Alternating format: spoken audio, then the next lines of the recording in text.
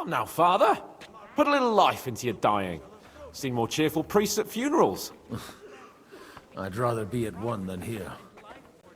I hoped I'd never see this fortress again in my life. Unpleasant memories? You have no idea.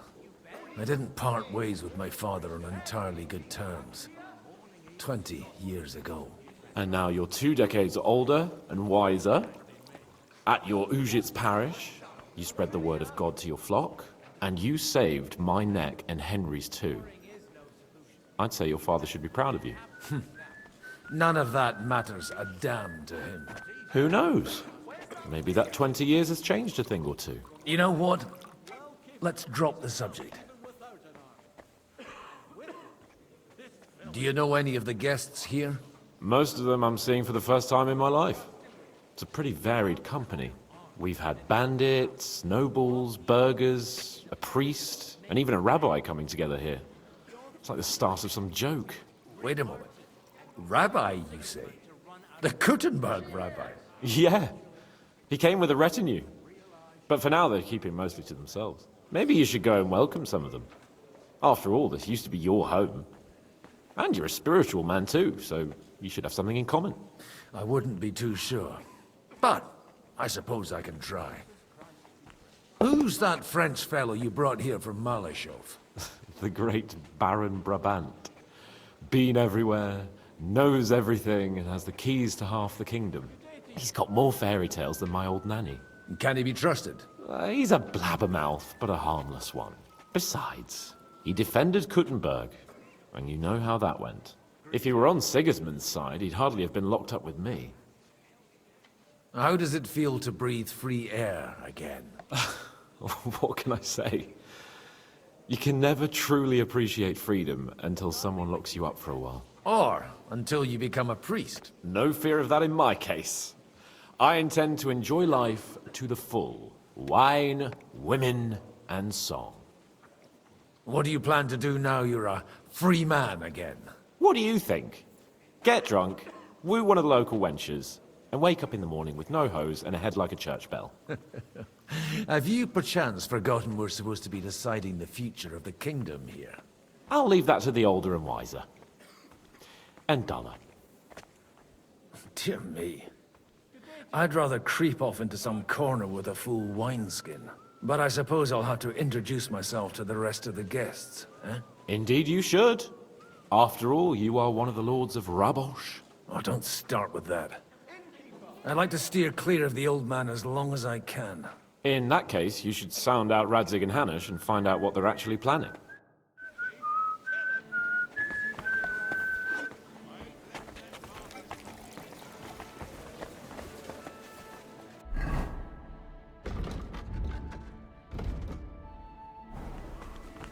God bless. Christ be praised. Such rare guests. One wouldn't expect to find among Christians representatives of your community. I'm Godwin. My greetings to you. Peace be with you. Neither would one expect a priest here. And yet... How do you know I'm a priest? It's not difficult to tell. After all, we have much in common. And we are both a little on unfamiliar ground here. I'm Yehuda, leader of the rabbinical court in the sacred community of Gutenberg. And this is Samuel, my aide. Who would rather not be here at all. Why did we have to come here, Sadie? Can you not see everyone is staring at us? Because we all need to help each other in this time of need. And why would they not stare when you are frowning so? Are you here to arrange some trade? We have more serious matters to attend to here than gaining a few groschen. The situation in the town and the kingdom is unsustainable. The whole land is on the brink of destruction.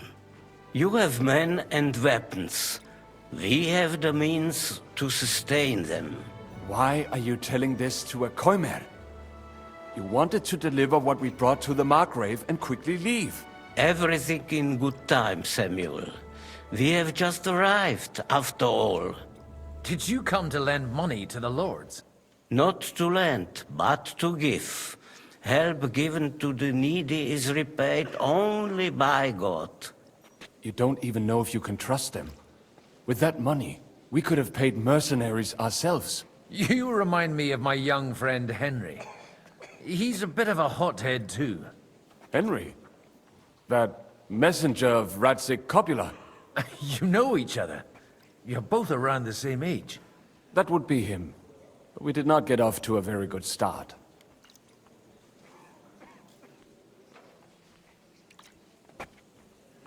I reckon the two of you would hit it off. He's reliable and has his heart in the right place.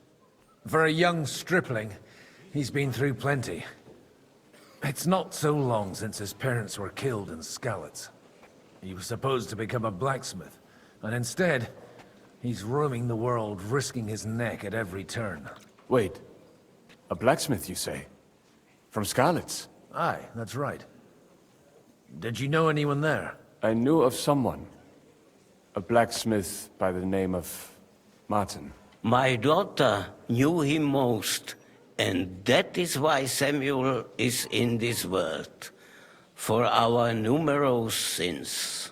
Maybe he was my father, but he certainly didn't act like one. Ma raised me on her own.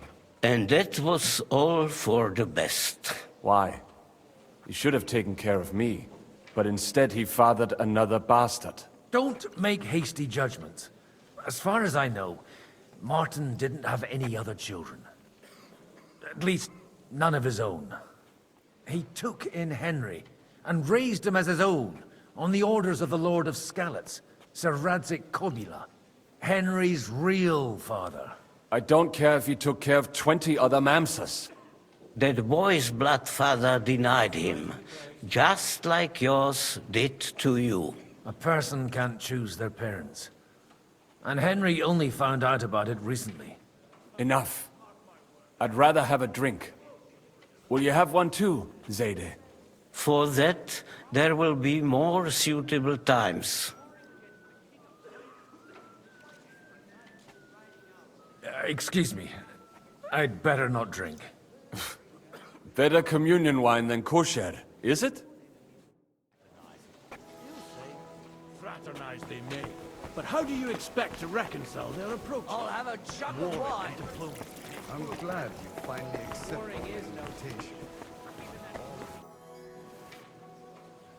Good health to you, sir. I'm Godwin. A friend of that lad you arrived with, Henry. We don't know each other. Baron Vauquelin Brabant, Chevalier d'Arezzo. The last of my line. I am a warrior, a traveler, a strategist, and also, à ma manière, a poet. My word. Isn't that exhausting? Mais non! And I'm glad to meet a new friend. It's a pleasure to make your acquaintance, Baron. I knew right away we'd hit it off. You say you're a poet? How about a verse or two to amuse us? Jamais! Is poetry nothing but a fuss to you? Is a poet a gesture for amusement? I think not. To recite, I require the proper mood. And besides, few here would understand me. How did you end up imprisoned in Malashov? Ah, c'est une histoire compliquée. It was after I heroically led the defense of Gothenburg, and only lost it narrowly by an unfortunate turn of events. That needs some explanation. What unfortunate turn of events? Oh, misère. It is clear you have never been to war. To your health, my friend. So, be so kind as to enlighten me.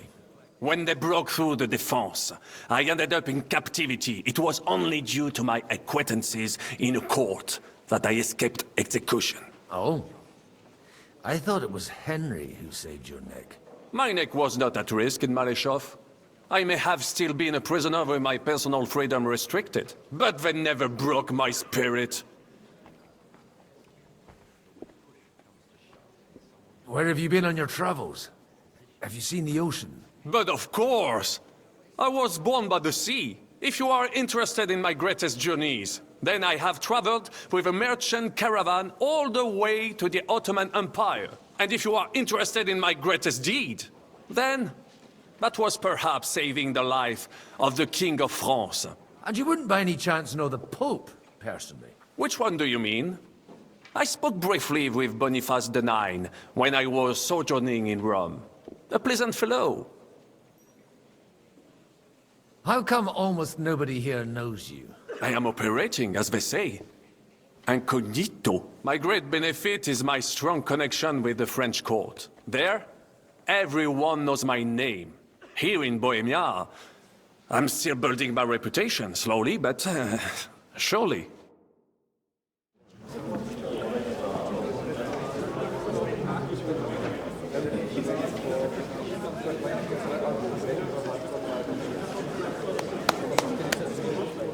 Dear friends and allies, in these troublesome times, you all know why we're here. The question remains, what to do next? Sigismund is facing troubles in Hungary, and here, too, he is up against resistance. He's a capable strategist, but a poor diplomat. Mark my words. If we wait him out until winter, he will leave of his own accord. By winter, he'll have torched all our fortresses and carried off everything that we possess. Are we seriously gonna wait and cower in a corner? Or are we gonna drive them out in shame? A few well-planned raids and we could have him in our fists! At what price? Have you got men to spare? Has any of you got men and money to spare? We don't have men out there. Yes, we do. We do not. Jobst is right. That whole sun won't fall easily. Only we can't wait. Are we to get ourselves killed? Or end with nothing?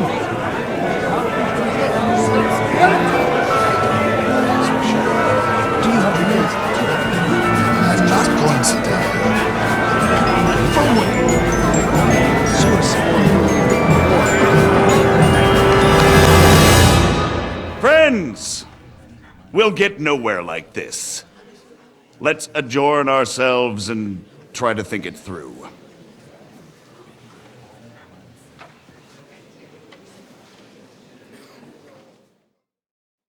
Well, that went just as expected. Good health. And to yours. Could it have gone any other way when there's so many of us here? I would have expected a bit more sense from Jobst, of all people. He made an amateur's mistake. But it's hard to be angry with him when he's trying to ingratiate himself with everyone. By the way, I'm John of Liechtenstein. And you must be Godwin, the son of... That's not a thing I've ever boasted of. How do you know that? I have my sources. From what I've heard about you, I'd judge you could be quite useful to me at today's gathering. Is that so? Indeed. And that's why I'd like to ask something of you. It depends what it's all about. A little delicate diplomacy. I expect we can agree that Jobst's plan has certain shortcomings? That's a weak word. And the way it stands at the moment, he'll never get the support of the council. But I have an idea how to change that. Well, I'm curious how you hope to shut Zizka up and satisfy the ones who want peace. We'll sit and wait quietly until Sigismund withdraws of his own volition, as Jobst proposes, but we'll be waiting in the military camp of our huge new army.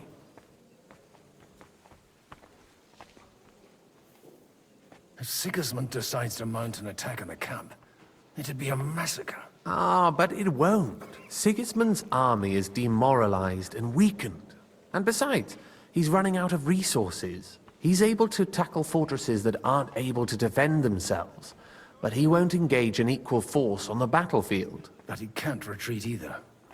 That would be a disgrace. And that's exactly why we'll wait until he's called back to Hungary by events there. For the plan to work, we need allies, their money and their determination.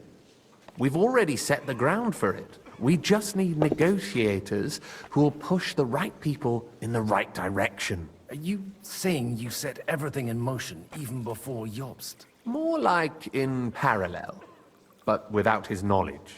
If we find support and make it look like the whole thing was his idea, we'll all win. You've got an interesting way of approaching things. You're certainly not the first to tell me that. I take it as a compliment. Why are you doing all this anyway? Because I want to put a stop to the senseless deaths. And also because I'm happier with Wenceslas on the Bohemian throne. I'll help you. What exactly should I do? I'll give you 3 names. Bocek of Kunstadt, Hamann Alder, and Anna of Waldstein. If you can get those 3 on our side, we've won the day. Meanwhile, I'll take care of Jobst. Tell me a bit more about those people, so I know who I'm dealing with. Certainly. Who do you want to start with? Bocek of Kunstadt. I know the name, but I can't quite place him. That's just the thing. He's got massive estates, great influence, but he holds back. He doesn't play the big game, because he doesn't like to take risks. He always goes for the sure thing. But once he's made his mind up, not even a pair of oxen will hold him back. Alder the Alderman. Wasn't he a Kuttenberg councillor? He still is. The only one who retained his position after the city was taken. Only he's here, instead of cozying up with Sigismund in Kuttenberg. So his days in the council are numbered. But he'll continue to have a strong influence on the guilds and the rich burghers. And that's why we need him. Anna of Waldstein. The widow of that rich mine owner. What was his name? Wenzel Bartosz. And I'm not surprised you forgot. I was quite surprised to see her here. Assemblies like this are more of a... A male affair? So far, Godwin, so far. Anna is holding back and behaving like an exemplary young widow. But don't trust appearances. She's got claws, she knows how to do her sums, and she certainly has no love lost for Sigismund. And what use can she be to us? Apart from her late husband's money, of course. She's as sharp as they come when it comes to trade. And she knows a thing or two about diplomacy. There are wicked tongues that claim Bartosz acquired most of his wealth thanks to her. And that it was thanks to her that he died, too. I'll get on it then. Wish me luck. I wish us both luck. Before the day is over, the die will be cast. Success to our plans.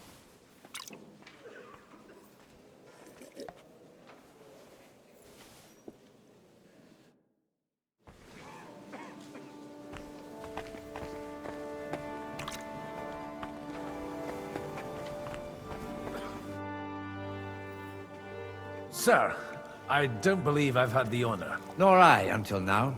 I am Sir Conrad, Lord of Wächter. And you are the heir to the Lord of Rabosh, are you not? Used to be. My father somewhat disowned me some time ago. And I used to be the Royal Mint Master, until the King decided to replace me.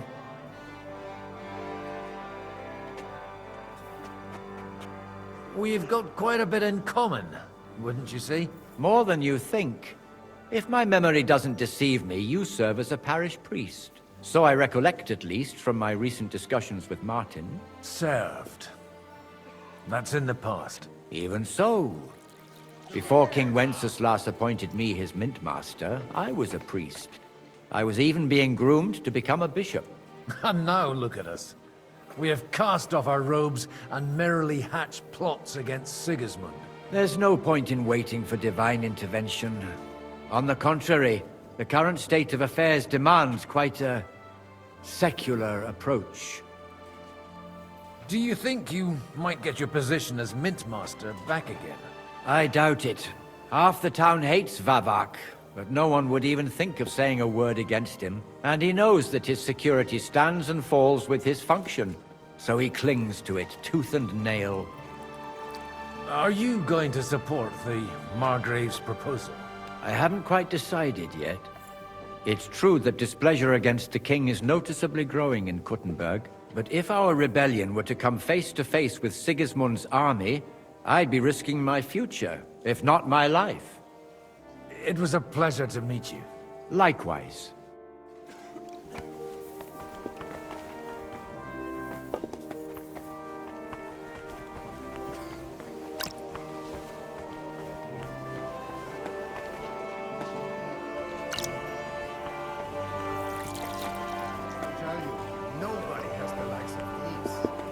Not even Bocek? Not even Bocek. And he's a great lord. That's hard to believe.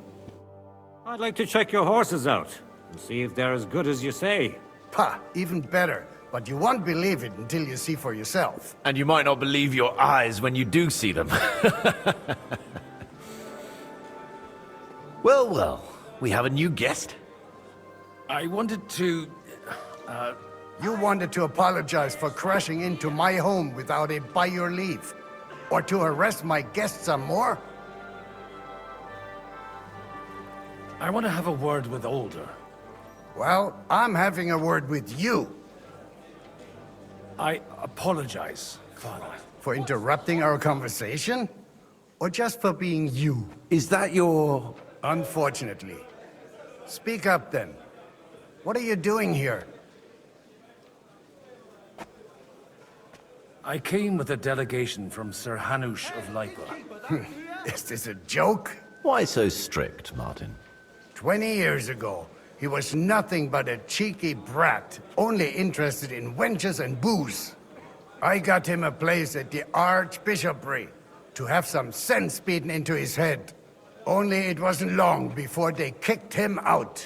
And then I find out he's settled in some backwater parish in Sassau. But he took his boozing and whoring along with him, lost everything, and then came creeping home again. Huh? Try saying it again a little louder. They might not have heard you in the outer courtyard. You have the impertinence to show me your face after the way you disgraced our whole family? I wouldn't set foot here if I had a choice. Better to be a priest in some backwater than have a father like you. How dare you? You're as shit a father as I am a son. We've got nothing to blame each other for. And now let me speak to Older. You're dishonoring your host. I can't dishonor someone who has no honor. If you had any, you'd be... That's enough! Christopher. You won't get away with those insults. I challenge you to a duel. I'm not happy about it, but I accept. This isn't how I imagined my first meeting with my brother. Make room for us. We'll just settle a very private matter. It's an honorable duel, man against man. Stay back!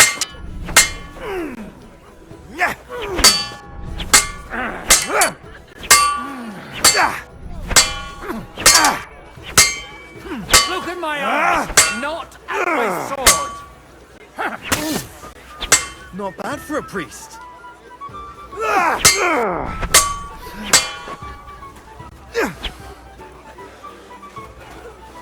Did they teach you that in the seminary?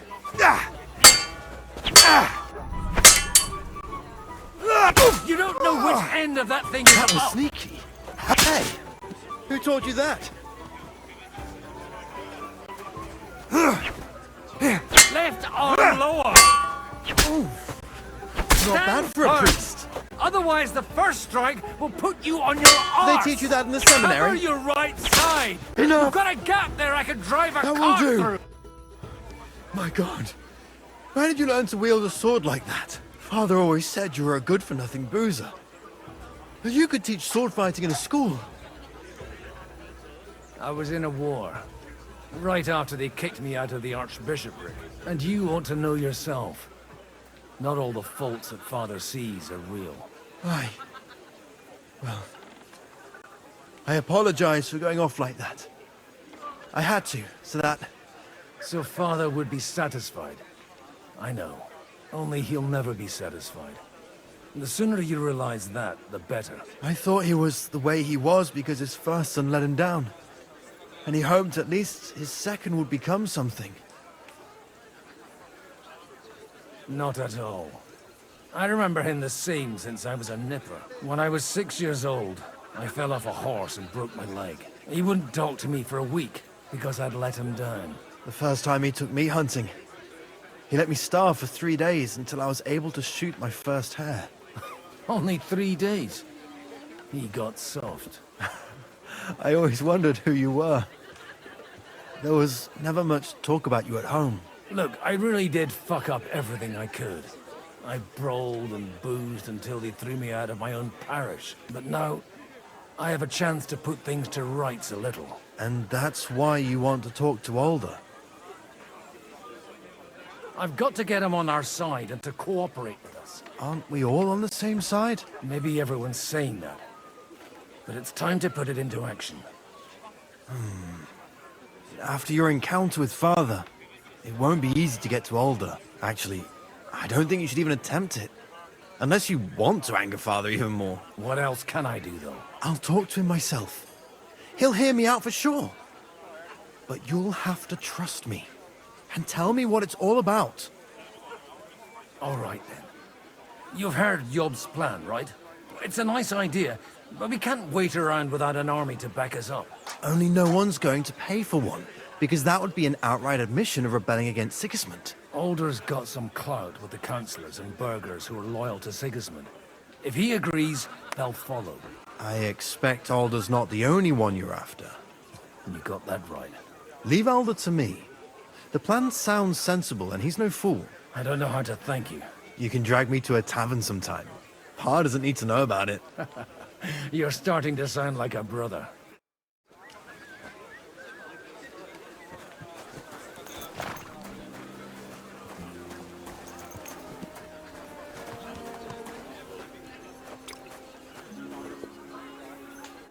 Godwin, you wouldn't be avoiding me.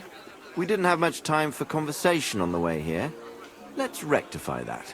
With pleasure, sir. As it happens, there's something I'd like to ask you. What are you expecting from today's gathering, my lord? Well, I have no great expectations. But, all going well, we may be able to establish some joint steps towards the future. As long as we proceed without prior agreement and mutual support, we will be very unlikely to achieve any progress. I couldn't help but notice your son has a bit of a talent for getting into trouble. To put it mildly, but not to do him an injustice, knowing young Lord Capon, he undoubtedly contributed to that more than a little.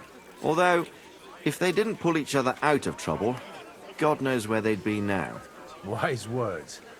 Still, Henry's come a long way on a thorny path. I trust you're rightfully proud of him. You know, I am. And Martin would also be glad, even though Henry chose a different path than he. May God grant him eternal rest. Where did you leave Sir Divish? Surely he's not too old to miss out on such an event. Haven't you heard? Lady Stephanie is with child. No one even imagined Divish would produce an heir at his age. As they say, it doesn't matter who kneaded the dough, as long as there's a pie in the oven. Godwin. Well, it could be a miracle. Praise the Lord!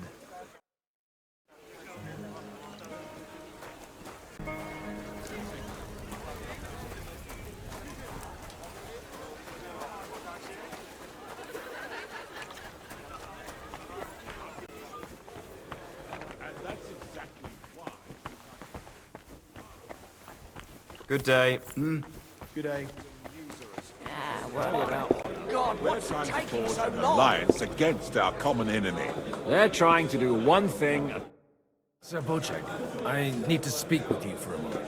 A man hardly puts his cup to his lips and someone comes along to put a flea in his ear. Jobst comes up with a plan as full of holes as a beggar's shoes, and now you're all jostling to win me over for him.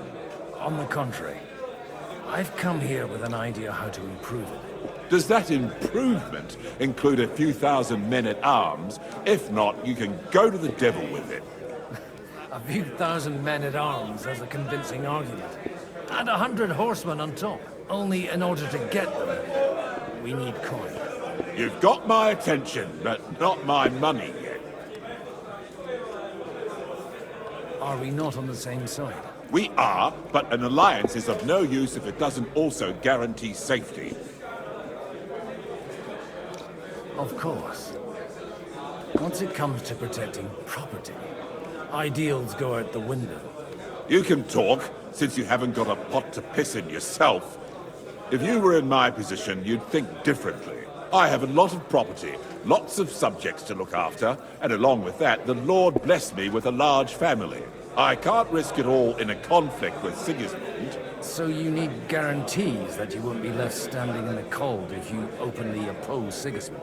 My guarantee is called Yitka.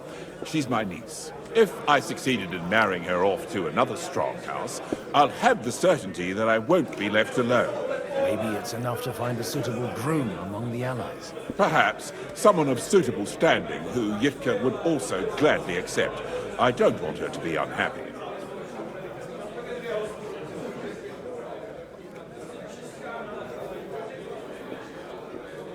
How about young Lord Capon? He's a youngster still.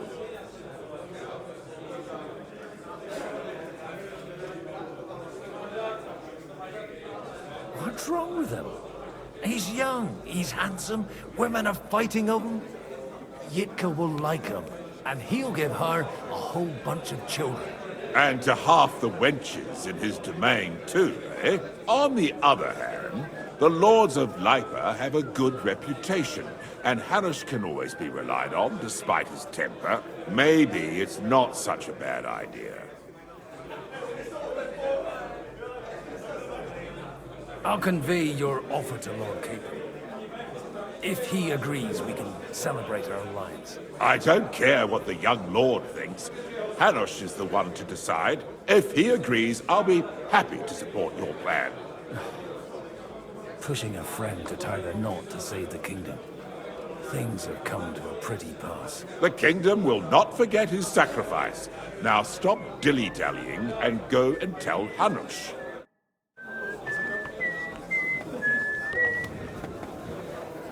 Kurva, bloody dice. Good day to you.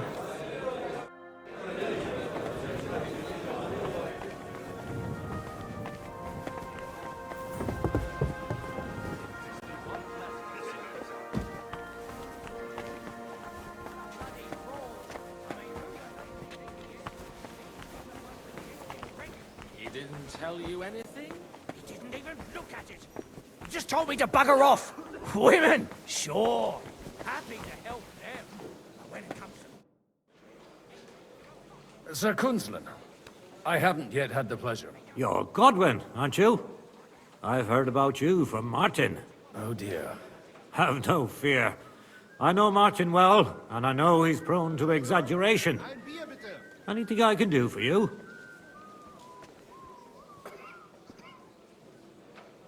Will you support Margrave Jobst's plan? That depends on what it is. If he decides to just wait, then no. I can't take that risk any longer. Do you think we should look for help somewhere else? I came here for one reason alone. To hear a plan of attack against Sigismund. If Jobst doesn't lay one out before me, I'll try and find someone more courageous. I expect you know Lady Anna of Waldstein well. Why wouldn't I? She's joined at the hip with my daughter Rosa. I hope she doesn't feel unwelcome here. I've heard she's a bit of a thorn in the side for some of the gents here. To her own relatives, certainly. But I'll tell you one thing. I knew her husband Wenzel, and he married her out of love. And I cared for him devotedly till the day he died. And it wasn't a quick death. So it's not true what they say? That his demise was convenient for her? Vile slander. People just can't forgive her for coming into a fortune as a young widow. What do you think of the rabbi's offer? The Kuttenberg Jewish community is large, and their support could change everything. Or nothing. To be honest, I've no idea what to expect of the rabbi's offer. He said he was interested in an alliance, though, didn't he? Aye, but still he must be aware that whatever happens, it won't change the lot of his people. So you don't trust him? And isn't it natural? It's not just fate and the walls of their quarter that separates us. They live in our city, but they're more foreign than the Germans or the Hungarians. God be with you. Take a look at that. Sir Hanush, I bring happy tidings. You do? Let's hear it then.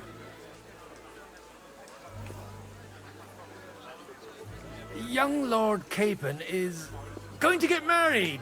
If he's got some impoverished noble's daughter pregnant, I'll have his hide. I'm not going to support some bastard. You misunderstood my meaning. I was the one who arranged the betrothal. I mean, with your blessing. You arranged a marriage for my ward? Just like that? With who? With the niece of Sir Boczek, Lord of Kunstadt. Her name's Yitka. Boczek of Kunstadt?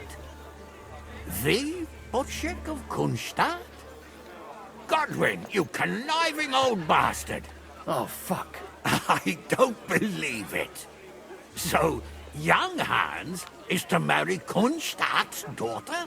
Niece. If you're serious, I'll make sure that you get the Rattay parish. Or you could make me the abbot of Sassa.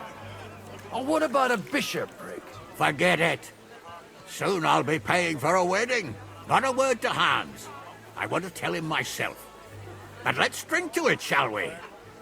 Cheers! Cheers to you, and to your parleying skills.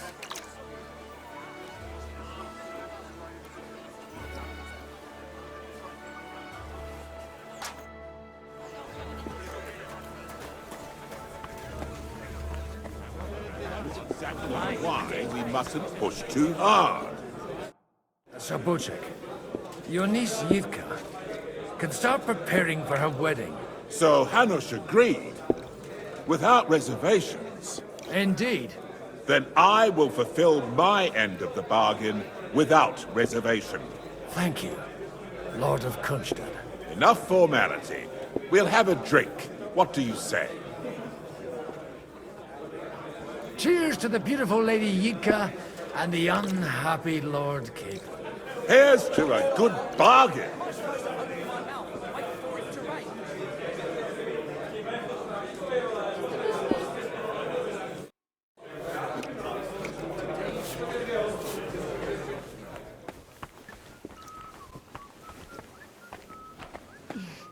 It's still... God be with you, noble lady. There's something I'd like to ask of you. God be with you. What would that be? Your diplomatic support.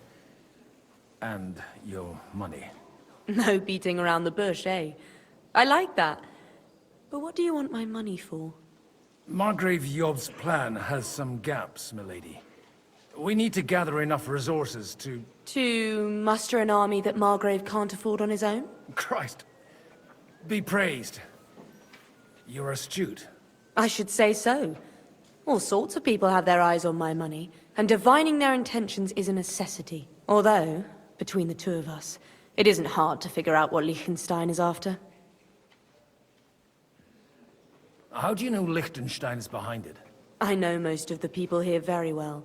Many of them certainly have doubts about the Margrave's plans. But they wouldn't dream of stating them aloud. While it seems that Lord Liechtenstein, on the contrary, sees his opportunity. I'd say you have a better nose for people than most of this crowd. Not only for people, but also for good food and wine. And beneficial deals. Then you're in the right place. This occasion provides all of those things. The wine here is average. The cooks lack imagination. And I have yet to hear any interesting offers. So, to the point. What is it that Liechtenstein wants from me? Nothing more than support and resources for an army to parley more effectively with Sigismund. Nothing more? I'd say that's plenty. And why ask me for help? Why should I, of all people, take the risk?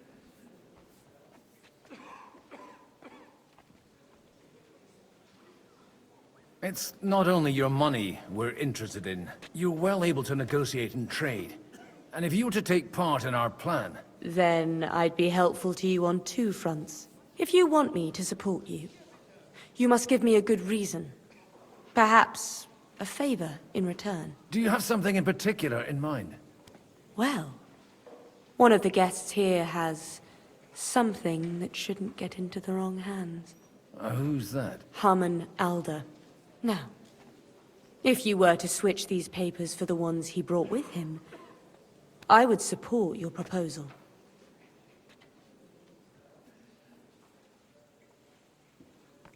And these papers I'm supposed to switch, what do they concern? My relatives somehow dug up some trade contracts between myself and certain undesirable parties. You were dealing with the enemy. They were not the enemy at the time. My conscience is clear, but I'll rest easier when those papers are in my hands.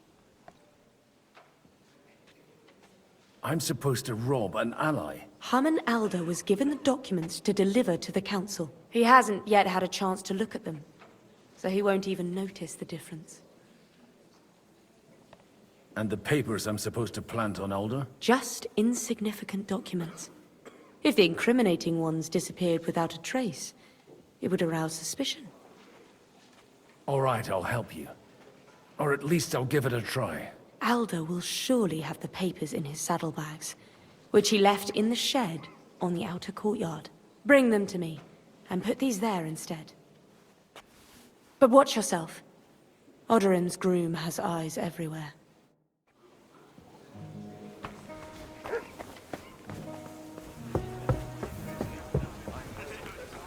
Take a look at that.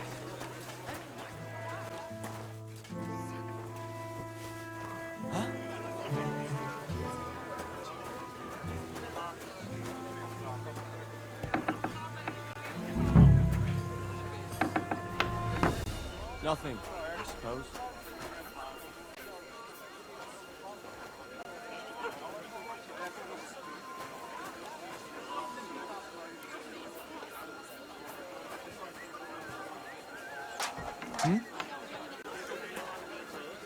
Hey, you! What are you doing here? No one's allowed in here. I'm just leaving anyway. Servus. That won't please Lord Odorin.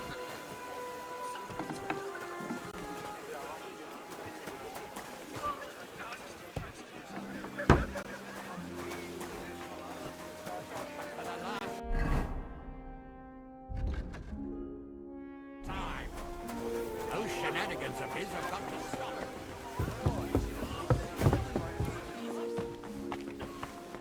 I've got those papers from Alder for you. Quiet! You don't have to announce it to everyone. Milady, with all the clamor going on here, I can hardly hear my own thoughts. Here they are. You're more capable than I expected.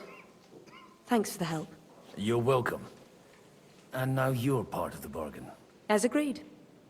I will support Liechtenstein's proposal with both words and money. Thank you, noble lady.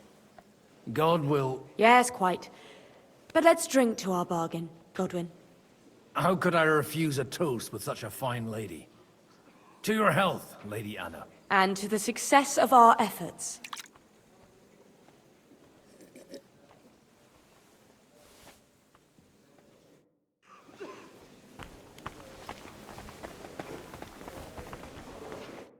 Gentlemen, I think we can raise our goblets to the successful conclusion of the negotiations. Is this supposed to be your secret weapon? Like I said, miracles happen where you least expect them. Tell me, Godwin of the House of Odorin, what news do you bring us? I bring nothing from the House of Odorin. But the widow of Waldstein and Sir Bocek of Kunstadt will support our cause. Both of them? Good heavens, what did you promise them? This is going to be a long story, and I could use a drink. So if you'll excuse me, my lords?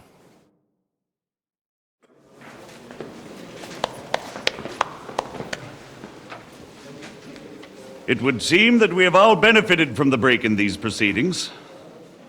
New alliances have been formed. And I have also changed my plans.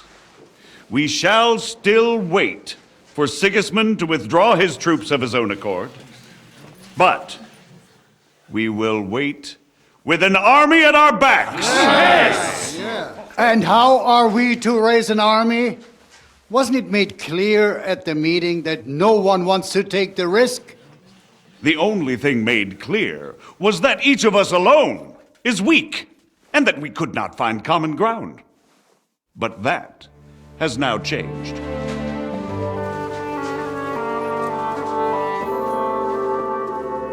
King Wenceslas is, by the will of God, the balbatim of all his subjects. Not only the Christians, our community, and not only ours, will give you coin. The Kuttenberg houses are still loyal to King Wenceslaus, and we stand with Lord Ruthard. And if that's not enough, the houses of Leipa and Kunstadt will unite and march side by side. My niece, Yitka, will take young Lord Capon as her husband.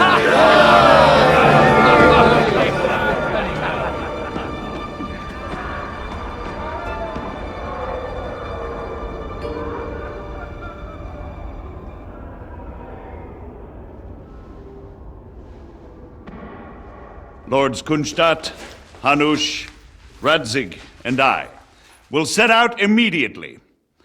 God willing, we will be back within 3 weeks, along with an army. Now those are words worthy of a nobleman. My friend, I still believe that words are more powerful than swords. And our words will ring in 1,000 voices to the glory of King Wenceslas!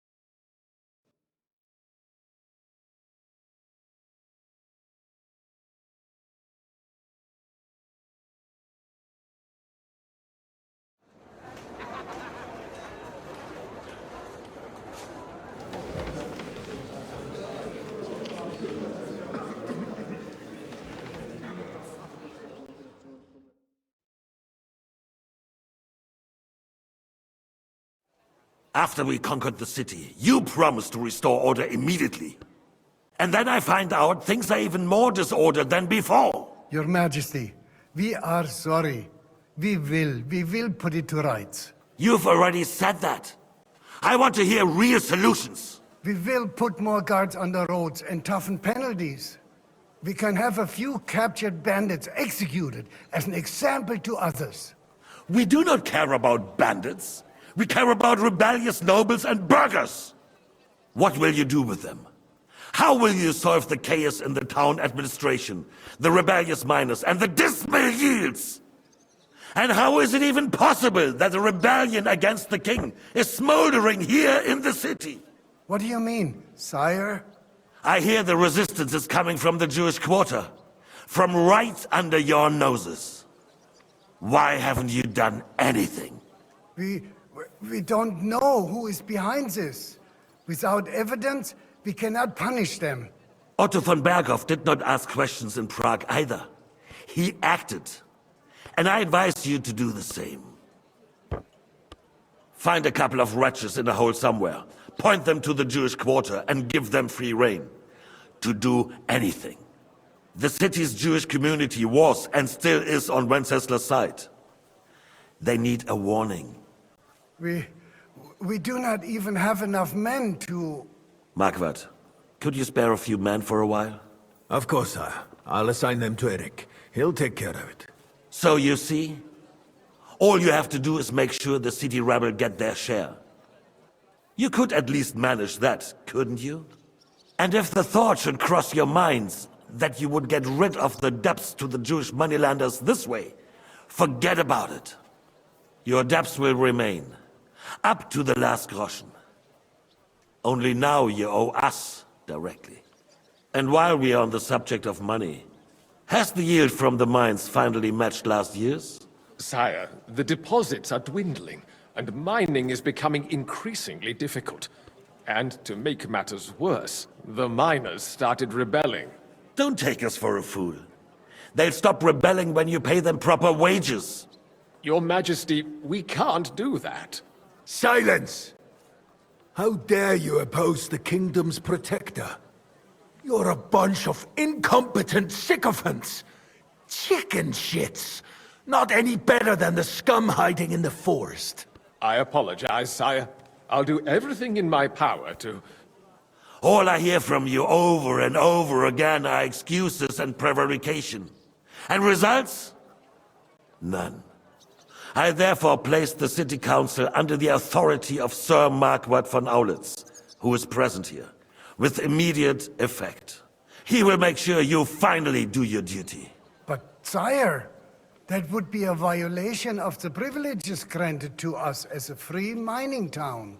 Silence! I am the only guarantor of your rights. You have to earn your privileges, not hide behind them. During my brother's reign, this idleness was perhaps tolerated. But that is over now. You were given a few simple tasks. But instead of working on them, you idled in the baths and lined your pockets. And let the traitors cast their nets undisturbed. But unlike my brother, I am capable of creating order. And I assure you, I do not distinguish between those who stand in my way. Be they beggars, noblemen, or city councillors. You have 2 weeks to restore order in the city and increase mining output. I want clear results, and you answer only to me and Sir Marquardt von Aulitz now. No one else.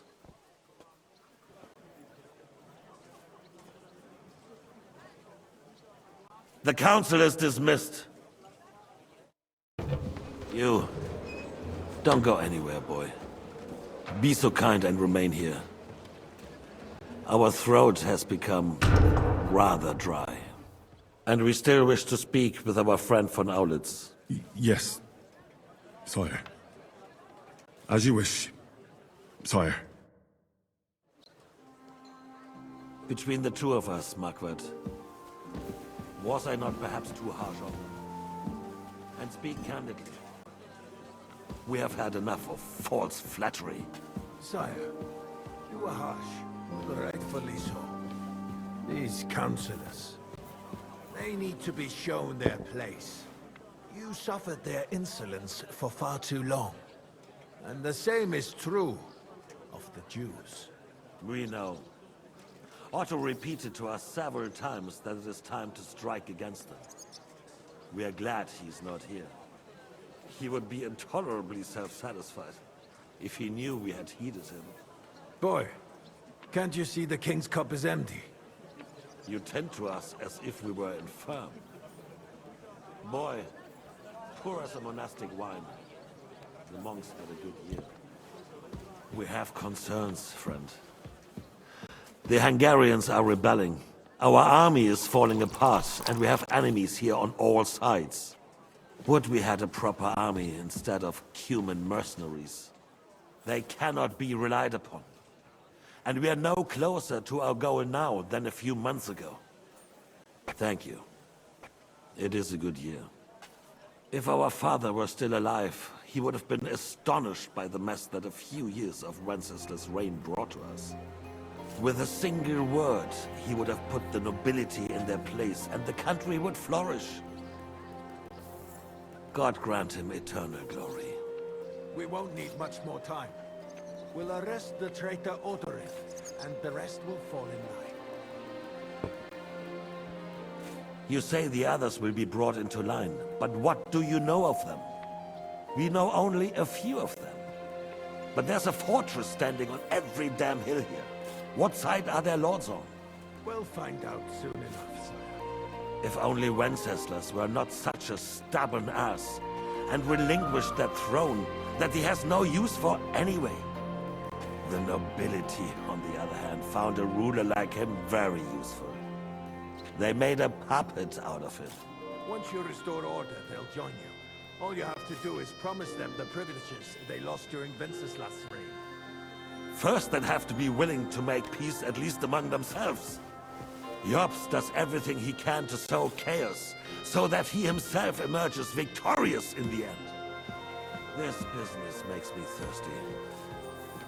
Pour me some of that red, boy. I think Jobst is just waiting for the right moment. He'll switch sides when it suits. Maybe. But first I'll have to conquer a few more cities, and get a couple more lords on my side. Then they take the threat of war seriously. And Hungary. If Bohemia is a wasp nest, then Hungary is a viper's lair. You will follow in his footsteps, sire, as soon as you get the chance.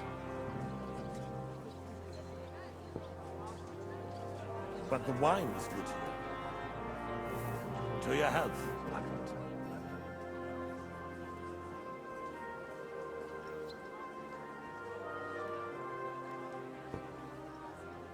And to your health too, boy. May your children grow in a land ruled by a good king. Thank you, sire. You are too magnanimous. Why? You did a good job. You can be proud of yourself. To your health, your majesty.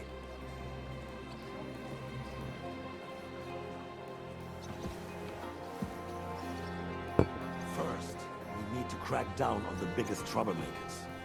We're working on it. While the consul was meeting, Otto von Berghoff and his men set out for Raposh. Odorin won't give you any more trouble. He and Ruthard are in it together. Once we get Odorin, we can handle Ruthard easily. Rabosh will be yours. After all, Otto has already got Malishov. I appreciate your confidence, sire. But the devil knows there are a lot more strongholds to conquer here. For the king, red wine, boy. No, we shall have white. We have had enough of it. White it is. Quickly! If Raposh falls, others will follow. I think von Berghoff's little contraption will find its use again.